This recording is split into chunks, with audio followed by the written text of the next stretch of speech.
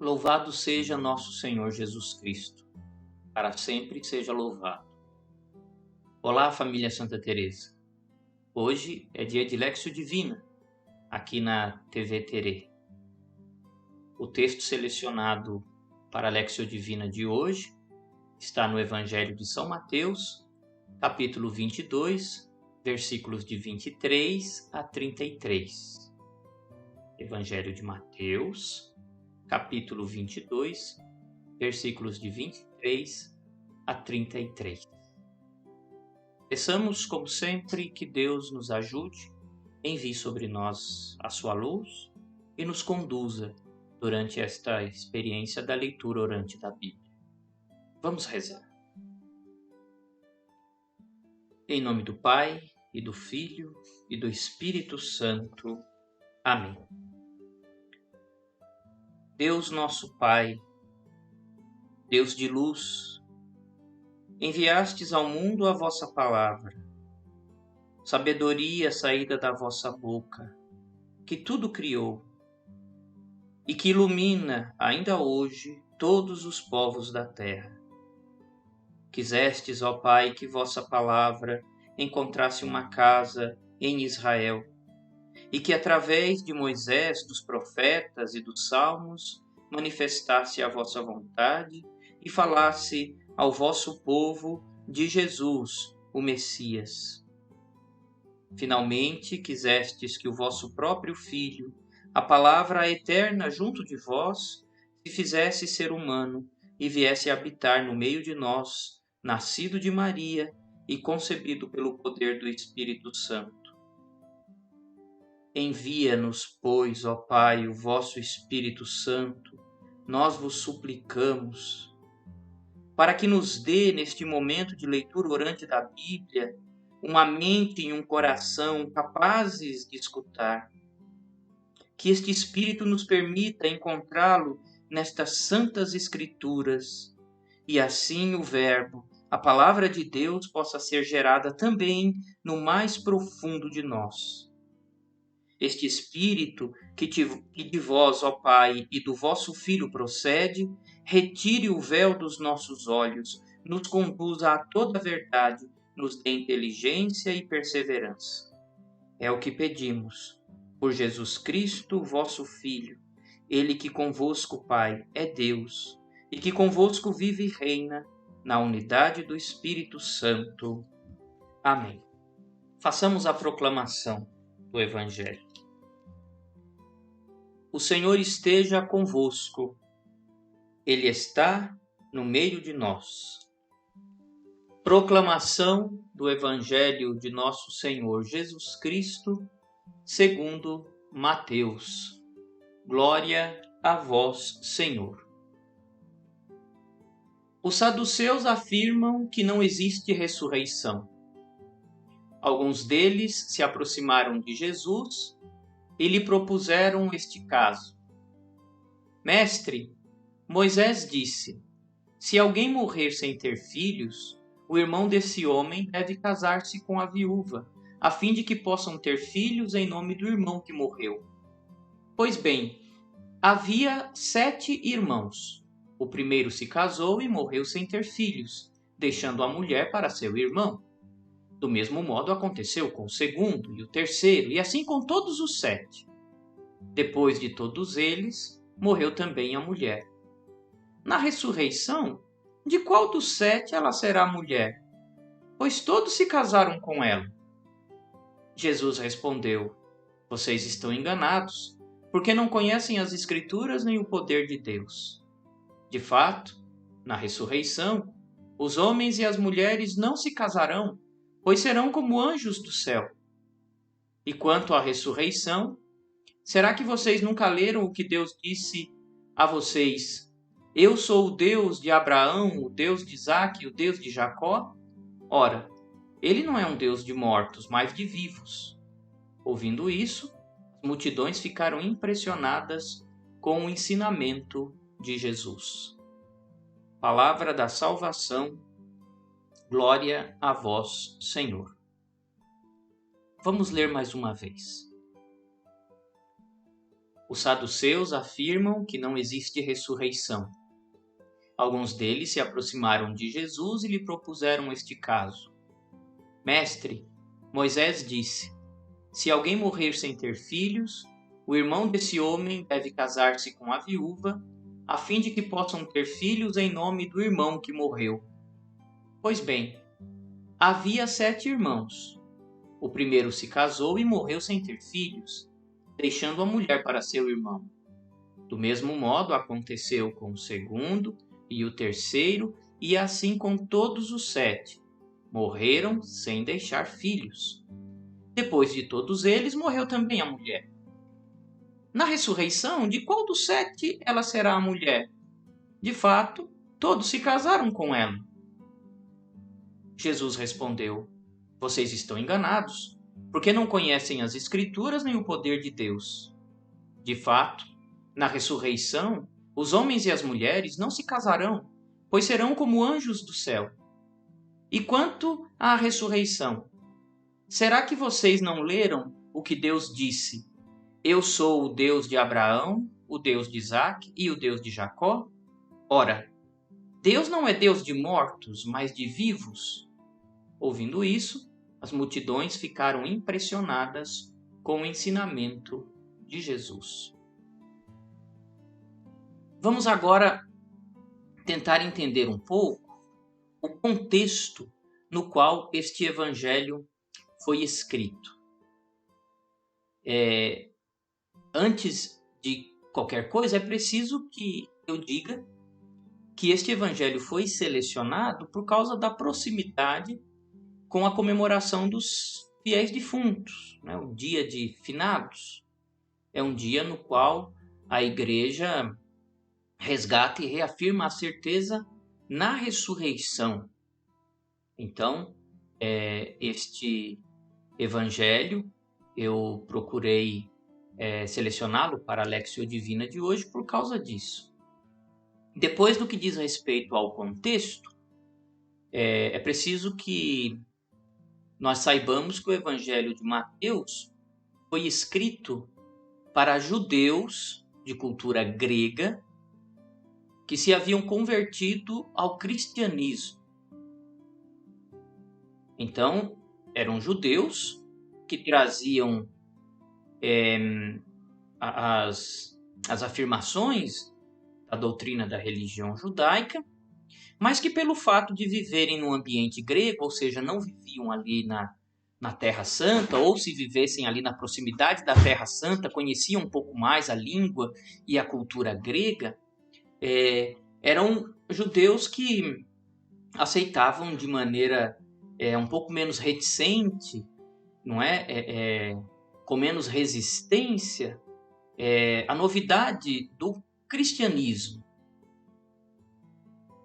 Foi um evangelho escrito ali entre os anos 80 e 90 depois de Cristo. Muitas comunidades cristãs já estavam firmemente alicerçadas, a mensagem de Jesus estava se espalhando pelo mundo, mas havia ainda uma influência muito grande dos chamados judaizantes. Judeus que, muito embora tivessem se convertido ao cristianismo, queriam fazer da novidade proposta pelo Evangelho de Cristo uma extensão da religião judaica. Tinham dificuldade de entender o cristianismo, a religião de Jesus, como uma nova religião de fato. Então esta foi uma das principais dificuldades no início da vida da igreja. Cortar, diríamos assim, né, este cordão umbilical com o judaísmo. E aqui é preciso fazer um parênteses, não é? Jesus era judeu. E a religião cristã tem a sua base, o seu fundamento na religião judaica. O nosso calendário litúrgico, muitas das nossas tradições. De novo, Jesus era judeu. Não se trata aqui de negar a religião judaica, mas de afirmar que em Jesus Cristo todas as promessas que Deus fez ao antigo povo judeu se realizam na sua plenitude. É a antiga aliança que Deus fez com os judeus sendo superada pela nova aliança que Deus conclui agora com todos os povos por meio do seu Filho, nosso Senhor Jesus Cristo. Para nós, o entendimento destas realidades hoje em dia é muito tranquilo, mas para os primeiros cristãos, principalmente aqueles que sofriam a influência dos chamados cristãos judaizantes, isso era um pouco mais complicado. Então Mateus escreve o seu evangelho tendo em mente todas essas realidades. Ele precisa, então, refutar alguns aspectos da religião judaica que não dialogam ou que não estão de acordo com a verdade revelada por Cristo. E um desses aspectos é justamente a ressurreição dos mortos. Para muitas correntes dos judeus, a ressurreição dos mortos não era uma realidade. Eles não acreditavam, para que essa verdade seja dita de maneira um pouco mais simples. Muitos judeus não acreditavam que os mortos ressuscitavam. Nós vamos encontrar no Antigo Testamento a ideia da mansão dos mortos, ou do chamado Sheol, para onde as almas iam e adormeceriam para sempre. No livro dos Salmos, temos algumas menções a esta realidade. Para quem desce, a sepultura, é terminada a esperança em vosso amor, sempre fiel, afirma um dos Salmos. Então, esta é a ideia. Com o movimento de libertação dos judeus do domínio do Império Macedônico, este movimento recebeu o nome de Macabeus, o movimento dos Macabeus. Eles começam lá no Antigo Testamento a esboçar um pouco a ideia da ressurreição dos mortos. Aqueles que morrem piedosamente ressuscitam num lugar onde Deus está. Mas, como eu disse, essa ideia na época de Jesus não era aceita por todos. Um dos grupos que não aceitava a ressurreição dos mortos eram os saduceus, aos quais se refere o evangelho que nós selecionamos para a Lectio Divina de hoje.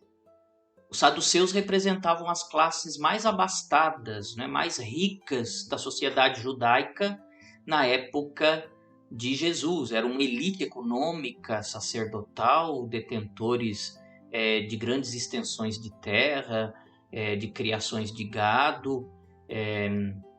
Enfim, eles eram a elite político, social, econômica, religiosa na época de Jesus.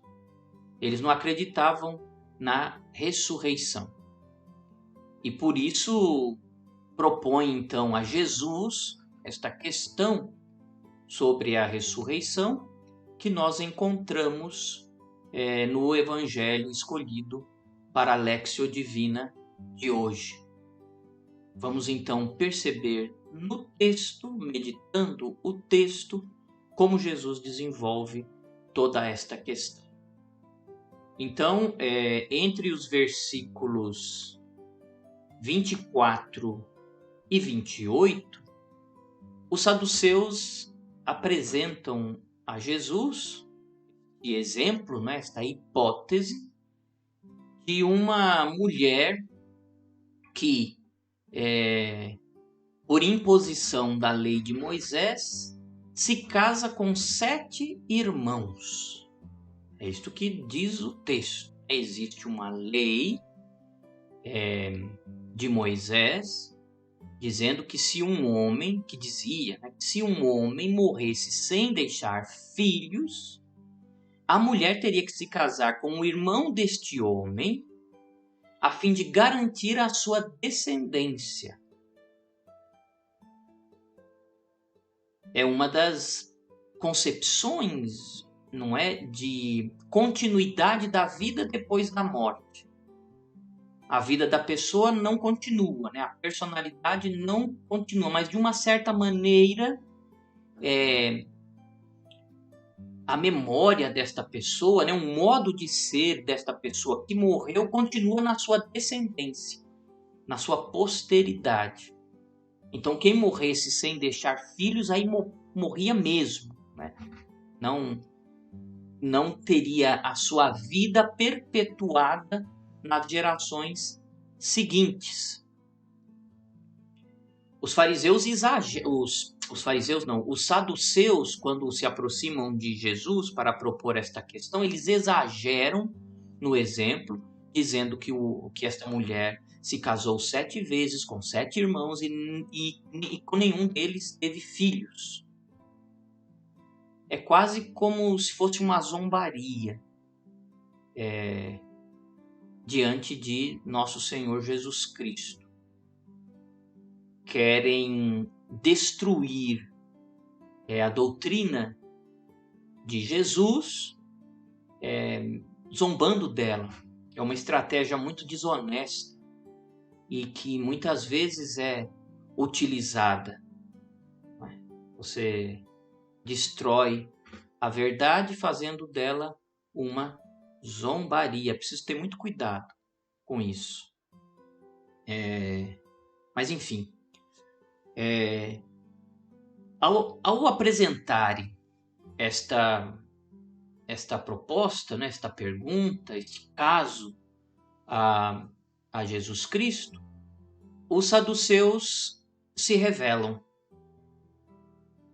E aí vocês vão me perguntar, mas como é isso, Frei?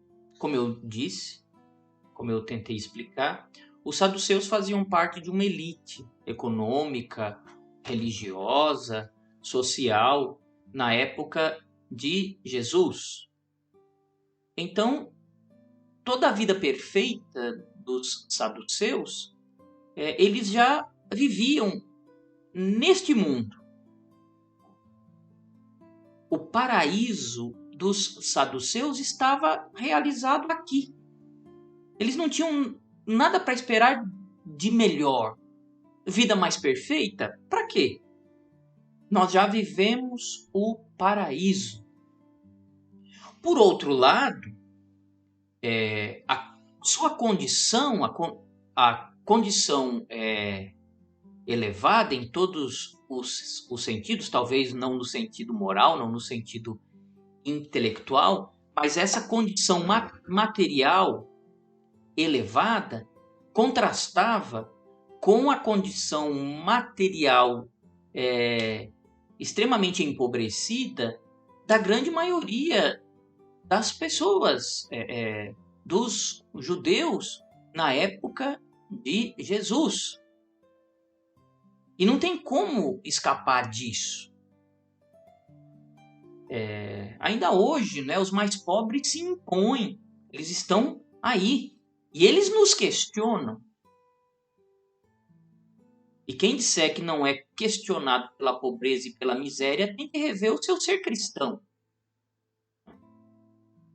Para fugir deste questionamento, para fugir das consequências dessa desigualdade tão gritante entre os saduceus e grande parte do povo judeu, para eles era muito mais fácil não cogitar a possibilidade de uma outra vida.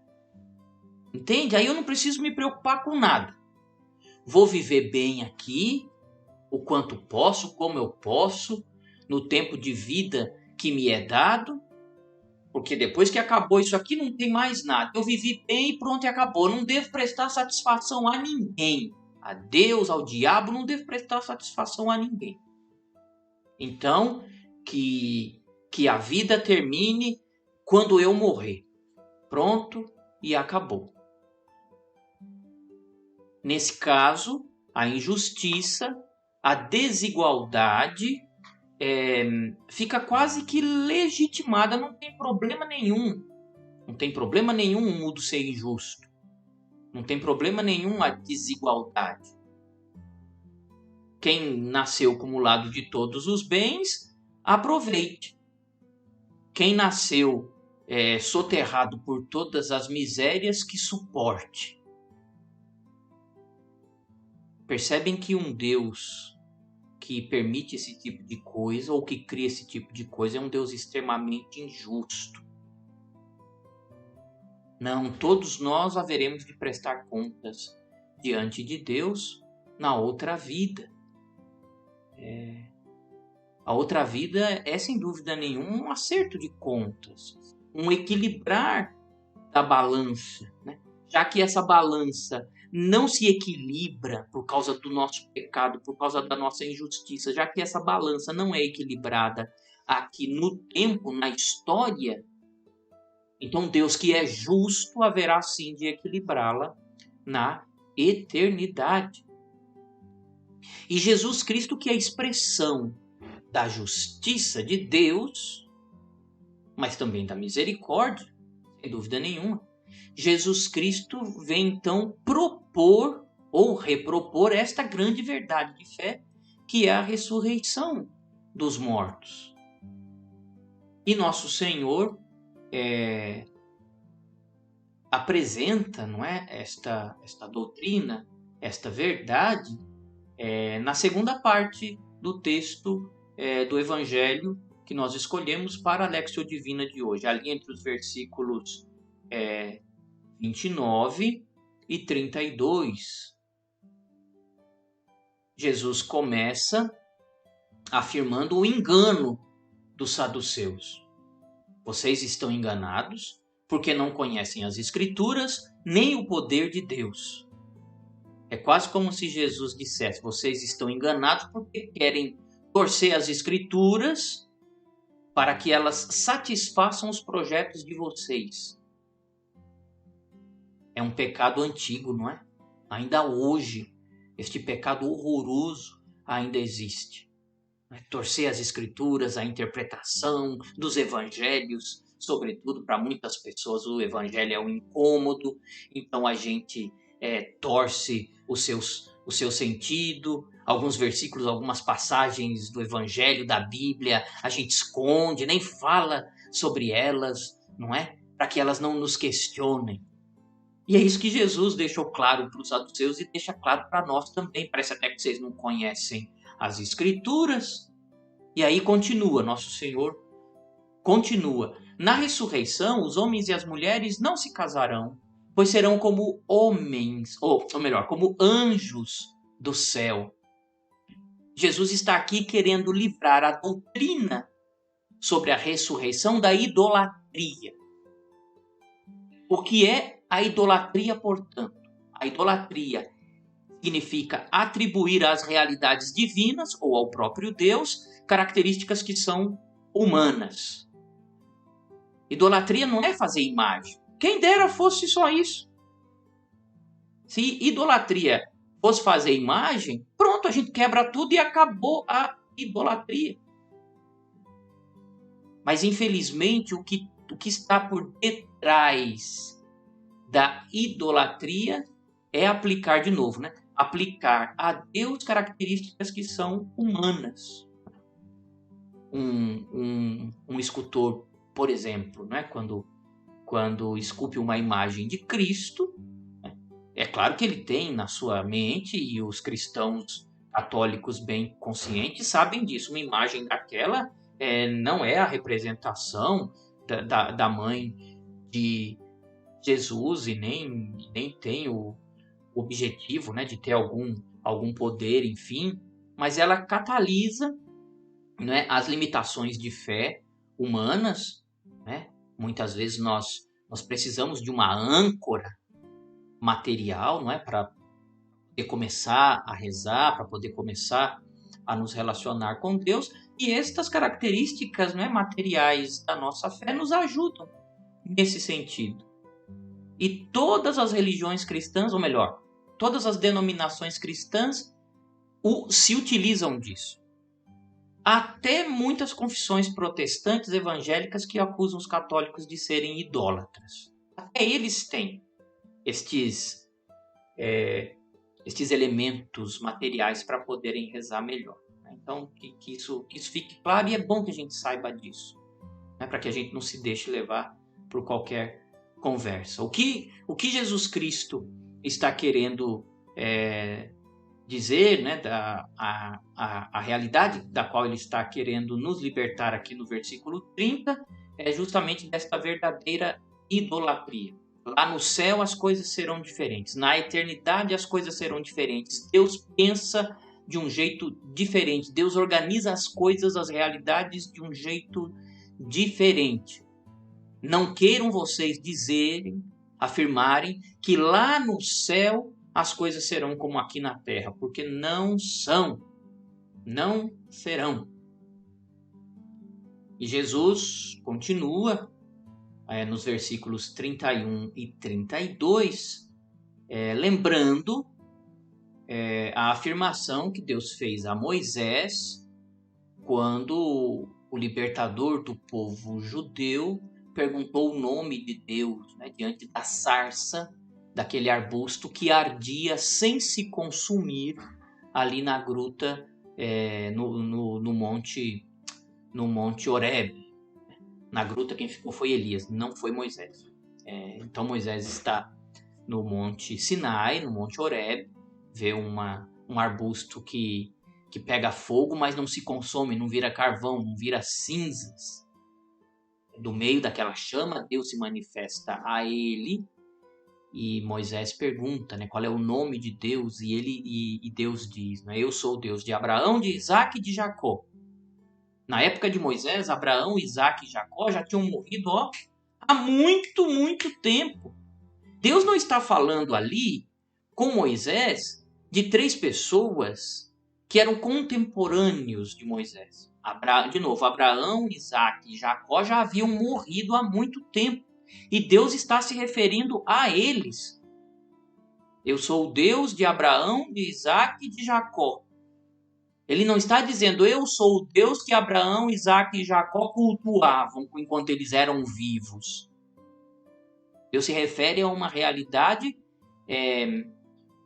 presente. Né? Poderia usar o verbo no passado. Né? Eu fui o Deus de Abraão, de Isaac e de Jacó. Claro, seria forçar a barra demais, mas Deus não mente, né? Deus é verdadeiro, Deus é claro. Eu sou o Deus de Abraão, de Isaac e de Jacó. É uma realidade presente. Jesus se utiliza desta realidade, desta afirmação da Sagrada Escritura para dizer: Deus não é Deus de mortos, Deus é Deus de vivos. Deus é o Deus da vida. Abraão, Isaac e Jacó não estão mortos, assim como aqueles que partiram desta vida também não estão mortos, porque a alma criada por Deus é imortal. É a crença que está no coração de Jesus Cristo, é a crença que deve estar no coração de todos os cristãos. A ressurreição é verdade de fé irrevogável e irrenunciável.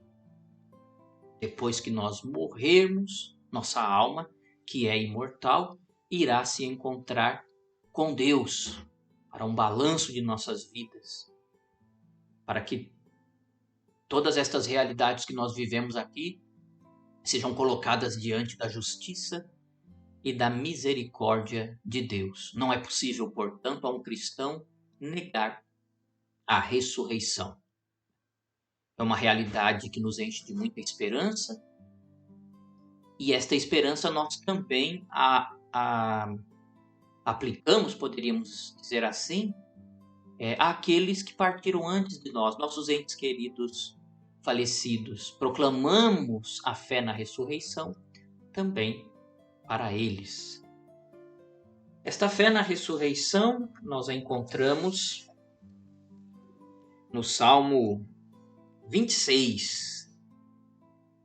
É o salmo que nós vamos rezar agora, concluindo a nossa Lectio Divina. Vamos rezar o versículo 1 do salmo e depois vamos pular para o versículo 4 até o versículo 6. Então, Salmo 26, versículo 1 e depois versículos de 4 a 6. Vamos rezar. O Senhor é minha luz e salvação.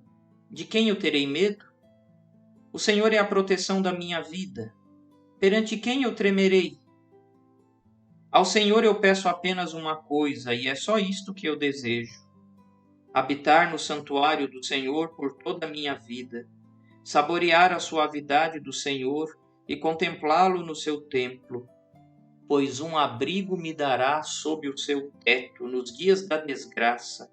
No interior de sua tenda há de esconder-me e proteger-me sobre a rocha. E agora o meu rosto se levanta em meio aos inimigos. Ofertarei um sacrifício de alegria no templo do Senhor. Cantarei salmos ao Senhor ao som da harpa e hinos de louvor. Glória ao Pai, ao Filho e ao Espírito Santo, como era no princípio, agora e sempre. Amém. Muito obrigado por me acompanharem em mais este encontro da Lectio Divina. Termino este vídeo informando que a partir da semana que começa no dia 15, semana do dia 16 em diante, nós vamos fazer uma pausa aqui nos vídeos da leitura orante, da catequese e das oficinas de oração. O final do ano está chegando, é uma tradição, na verdade, uma necessidade, né, da nossa paróquia, dos freis também, né, fazerem um determinado tempo de recesso. Tem o retiro dos freis no final do ano também, a assembleia no começo do ano. Alguns de nós viajam, vão visitar a sua família, assim como acontece, né, com a grande maioria de nós, né? E também a equipe da TV Terê merece um descanso. Então, de novo, né, a partir do dia 16 nós não vamos mais